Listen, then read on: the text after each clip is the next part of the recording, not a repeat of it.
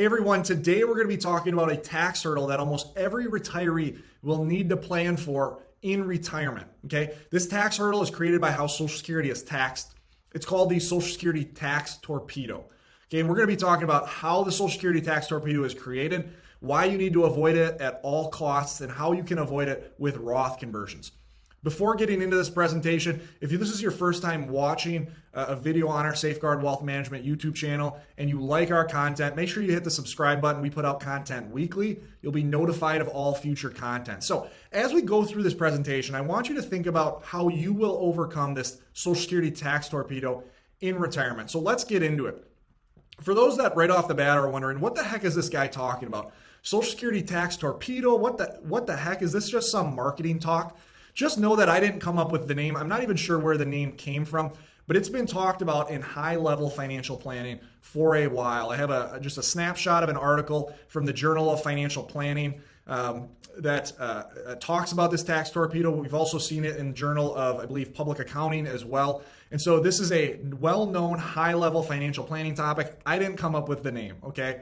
So let's talk about, let's lay a little bit of the groundwork to talk about how this Social Security Tax Torpedo is created.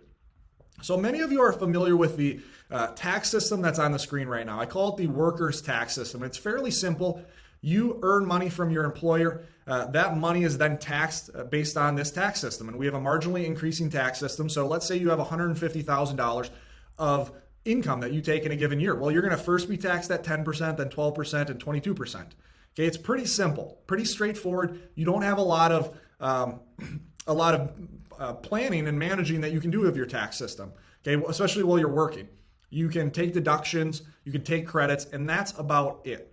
Well, the workers' tax system is simple, but once you enter retirement, because of how Social Security is taxed, it becomes a lot more complex. Okay, and notice on the screen right now in blue, I still have the workers' tax system underlaying what we call the retirees' tax system. Okay, and the retirees' tax system is much more complex because of this Social Security Tax Torpedo. And you'll notice here, basically in this zone here, the tax system is significantly different. And why is it different? Well, it's because of how Social Security is taxed. Notice that this person might think they're taxed at 10%, 12%, and 22%, but they're actually taxed at 15, 18, 22.2, and 47 or 40.7%. And so, again, this is a tax hurdle that you are going to want to avoid in retirement. We know that in the workers' tax system, the highest tax bracket here is 37%. Well, notice the Social Security Tax Torpedo creates a 40.7% bracket far sooner than you would be taxed at 37%. So let's talk about how this tax trap is created. Okay, how is Social Security taxed? Well, it's taxed based on this formula here called provisional income. Okay, how you arrive at your provisional income number is you take your adjusted gross income. So this would be IRA withdrawals. Okay, it would be pension income, annuity income, capital gains. Okay, a lot of things, normally taxed items, are included in this number right here. It's important to note what's not included as well. Roth IRA withdrawals are not included in this formula. Okay, so you would add in then tax-exempt income, things like muni bond interest, and then 50% of your Social Security benefit. So let's go through a quick example. Let's say that you're taking $80,000 of retirement income. $50,000 of that is coming from Social Security. $30,000 is coming from withdrawals from your traditional IRAs. Okay, so if we plug this into this formula, and you'll have to forgive my writing, I'm writing with my mouse here. We have $30,000 coming from IRA withdrawals, and then we have $50,000 coming from Social Security. But remember, we're taking half of that amount for provisional income. So that would be $25,000 here, okay? And we arrive at a provisional income when we add those together of $55,000. Pretty simple, pretty straightforward. Okay, well then you take this provisional income number and you plug it into this table right here to determine Social Security taxability.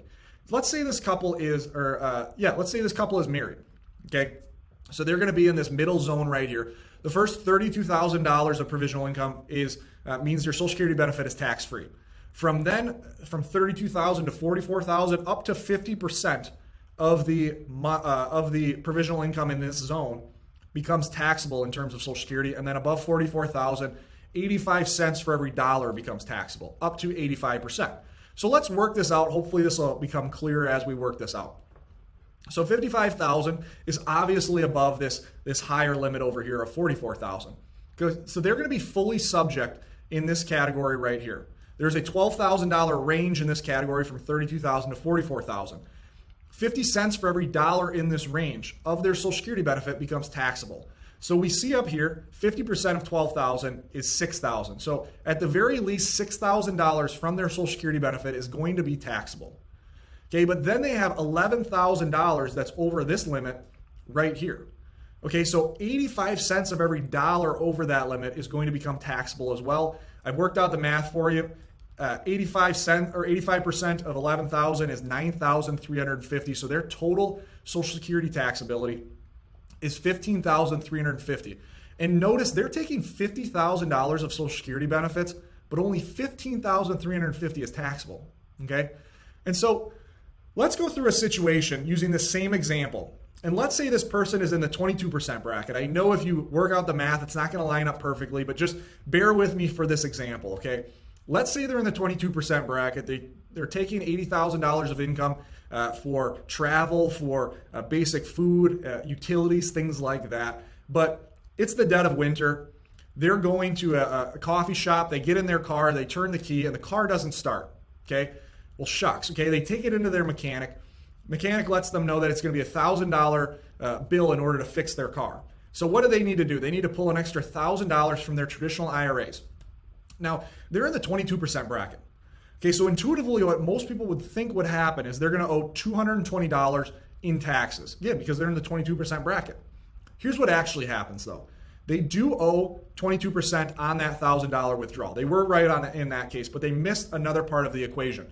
What happens as they pull $1,000 extra from their IRAs? Okay, well, the provisional income is going to go up by $1,000. Well, if it goes up by $1,000, 85 cents for every dollar is going to move their Social Security benefit into being taxed. And so of that $1,000, $850 from their Social Security benefit is now going to be taxed at 22% as well. Well, that's $187. We add those two together, we get $407. So of that $1,000 withdrawal, they're going to owe 40.7% in taxes. And this is how the Social Security Tax Torpedo is created. Okay, they're pulling money from their traditional IRAs, creating taxable income, which moves their Social Security benefit into being taxed as well. Essentially, they're double taxed, and we want to avoid double taxation at all costs. Being taxed once is bad enough, okay?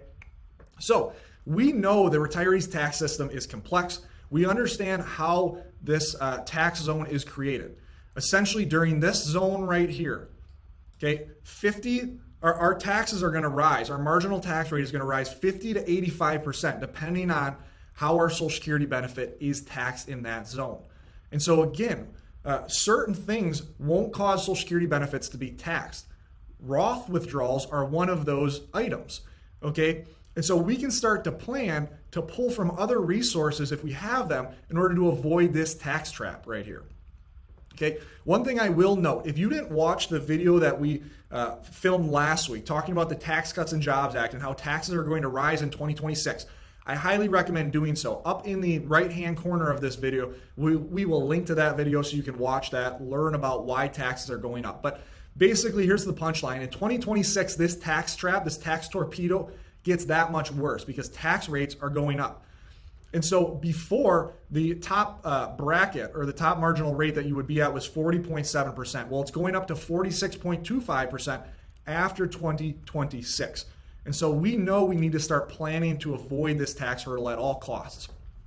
One thing I will note, if you've been watching this video and screenshotting a few of the slides here, that's great. But just know the tax torpedo tax graph that we showed in these examples will not apply to you.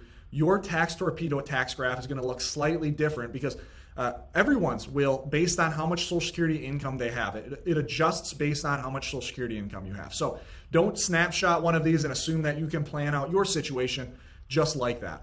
Okay, so let's talk about two common ways you're going to find yourself potentially in this Social Security tax torpedo situation. The first is if your income target forces you into the tax trap. Okay, so let's go through an example. A couple is retired. They're delaying Social Security for 5 more years. So they're going to take Social Security in 2026. Okay. In current dollars, they'll have $58,000 coming from Social Security, $15,000 coming from the wife's pension. Okay, in assets, they have $1.8 million in tax-deferred accounts. The vast majority of their money is in tax-deferred accounts. They have $200,000 in brokerage, and my head seems to be hiding it, but they have $100,000 in cash. Their goal income in 2026, we estimate, will be $125,000. So we're going to talk about how this income target right here, their travel expenses, their daily living expenses, are going to push them into this tax torpedo. Okay, and we see here their goal income for what they're going to have to pull from their assets is going to put them right in the heart of this 46.25% part of this tax trap. So the money that they pull will be taxed first at 18.5%, then at 27.75%, then at 46.25%. And this is just looking at federal income taxes. If your state has income taxes as well, you're going to owe that on top of this. Okay, so we see their goal income based on how much they want to pull is going to put them right in the middle of this tax trap. And sure, they could pull from their cash reserves in a given year that won't create taxable income. Their brokerage account might be tax deferred because of capital gains rates, but the majority of their money is going to have to be pulled from tax deferred accounts. Okay, so they don't have a ton of options over time if they leave their situation how it currently stands. They're going to find themselves in this tax trap each and every year based on the amount of income that they want to pull. Okay, so again, we want to avoid this at all costs. We'll talk about in a sec how we can do that. The other thing is if RMDs, required minimum distributions, force them into the tax trap. So let's take a different person scenario. We're looking at their tax torpedo tax graph right now. Their current goal income before RMDs is right in this zone right here. And notice they're still subject to the tax torpedo. They're subject to the 27.75% of the tax torpedo. So again, there might be some ways that we still want to try to avoid being taxed at 27.75%. That's obviously higher than a lot of tax rates that we currently see. Okay. Nonetheless, though, their goal income is in a part of the tax torpedo that they might be all right in right now. Okay. What happens though when they're forced to pull RMDs? Well, their RMDs in this given situation are going to be large enough that we estimate they'll be in this red zone right here, somewhere in this red zone, depending on growth rates. Okay. Well, their goal income might have been fine in terms of the tax torpedo, but now RMDs are going to force them to fully be taxed in this 27.75% zone. They're going to be fully taxed at 46.25%, and then their Social Security benefit is going to be fully taxed at that point, and they're going to go back to being taxed at 25%. But the point being, they're going to be fully subjected to this tax torpedo zone because of RMDs. And so we see two ways there that an income target can force you into this tax torpedo, but also RMDs can force you into this tax torpedo as well. And so on the screen right now, we have a simple tax graph, okay, looking at taxes through time, looking at different income sources and where it'll be coming from. This doesn't line up with the two examples we just showed. I just took this for illustrative purposes. Notice early in retirement, they are paying considerably low taxes. Okay, they first have pension income, then they'll turn on Social Security later, and then these green bars later on are RMDs. And so they're in a situation where they are in an incredible tax zone early in retirement. We see the Tax Cuts and Jobs Act expiring here with this black line. But once RMDs start later in retirement, it is going to force them into the Social Security tax torpedo. So what can this person do in order to avoid these RMDs and avoid the Social Security tax torpedo? Well, they can fill up these zones right here with Roth conversions, okay? They can fill up these zones because we know even if they're only taxed at 27.75% because of the tax torpedo, paying 22% and 24% makes a lot more sense than paying 27.75% and 46.25% later in retirement. And so by converting early in retirement and pulling from those Roth assets later in retirement, they're going to make sure their Social Security tax or their Social Security benefit is barely taxed. They're going to eliminate these RMDs through here, and they're going to find themselves in far lower tax rates throughout their retirement. Okay, and so this is how Roth conversions, even if you take that person that had 1.8 million in tax deferred assets, converting a lot of that in order to avoid RMDs later, in order to have a basket of tax-free money that they can pull from in order to avoid that tax torpedo, is extremely powerful as they move through retirement. And so this is something we hit on and we'll hit on in a lot of videos, but it is so important that you know your tax brackets in retirement. Okay, most people don't even know about the tax torpedo. I'll tell you, most advisors, I would say probably 90% of advisors don't probably even know about the tax torpedo or plan for their clients for this tax torpedo. So you need to know about what your tax brackets look like in retirement. Because again, you might think you're in the 10%, the 15 and the 25% bracket, when in reality, you might be taxed at 50 to 85% higher. At the worst point after 2026, taxed at 46.25%. And so we know if we're paying 12, 22, or 24% in taxes right now, we might want to Roth convert in order to avoid 27.75% and 46.25% later in retirement. Okay, both of those are less than these two numbers, obviously. So converting today in order to avoid that later, again, is kind of a no-brainer. But again, you only know that you should convert if you know what your future tax brackets look like. The other thing that I will note, let's say that someone early in retirement falls in this zone right here, and they're fine with falling in this zone. Well, what they will notice over time, because of how tax brackets adjust to inflation and certain stealth taxes, their income as we move through time will be pushed into this zone over here. Okay, why might that be? Well, we recorded a whole presentation on this about stealth taxes that you can find, again, in the link in the right-hand part of this screen. Feel free to watch that and see why your tax bill is going to go up over time, even if nothing changes in the IRS's tax code, okay? And so, again, the common question that we'll hear probably in the comments after talking through this video is how much should you convert in a given year, this year, next year, and so on, in order to avoid the Social Security tax torpedo? And there's a big asterisk because it depends on your situation. Okay, some people might see this tax hurdle and think, okay, I've got $1 million in my tax deferred accounts. I want to convert it all over the next 1 to 5 years. And that might be a huge mistake as well.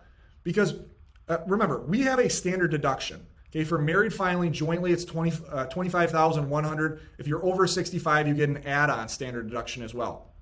Okay, the last thing that you want to do in most cases is clear out all of your tax deferred accounts, because you want to be pulling some tax deferred money in retirement. Well, why? Well, we want to fill up the standard deduction with tax deferred money because that's essentially at a 0% tax rate. So we got a tax deduction when we put that money in. And when we pull it out, we're in a 0% tax rate. Excuse me. We're essentially not paying any taxes on the money that we put into that account. So we want to maintain some tax deferred accounts. What we want to avoid is being taxed during the Social Security tax torpedo. And so almost everyone is going to want to keep some money in tax deferred accounts. How much you should convert in a given year depends on where your tax situation is going to be down the line. Someone who has $2 million in tax deferred accounts is likely going to be converting a lot differently than somebody with $500,000 in tax deferred accounts. And so again, a big asterisk, it depends on your situation. If you're someone who doesn't exactly know what your tax situation is going to look through time, and you're looking for some second opinion, some advice, in the description below, you can find our website, go to our contact page, reach out to our retirement tax team, and get some of that advice that you need to plan out your retirement to avoid this Social Security tax torpedo. Because again, this is something that almost everyone will have to plan for in retirement. And as we can see, it's a very expensive tax liability that you will have to face. And so you want to make sure you're avoiding it at all costs. Okay, hopefully this was informational. If you have any questions, put them in the comments below. We'll make sure we answer them. Always remember, you don't need more money. You need a better plan. Make sure you subscribe to our YouTube channel. We appreciate it. Be notified of all future videos that we release. Make sure you're avoiding the Social Security tax torpedo in retirement. Everyone have a great rest of the day. Thanks for watching.